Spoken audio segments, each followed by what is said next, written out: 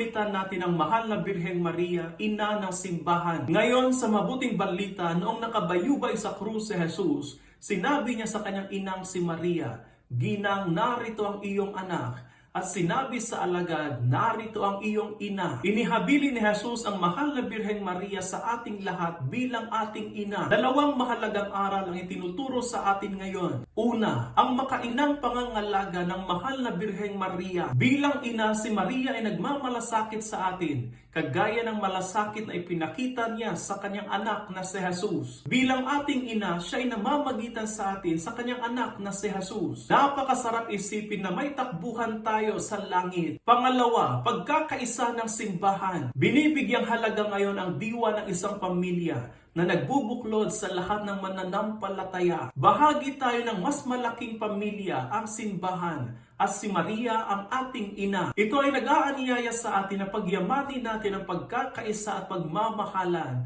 bilang isang tunay na simbahan. O aming ina ng simbahan, patuloy mo kaming gabayan at alalayan bilang iyong mga anak. At ingatan mo kami sa oras ng aming kamatayan dahil ikaw ay pinagpala at napupuno ka ng grasya. Amen.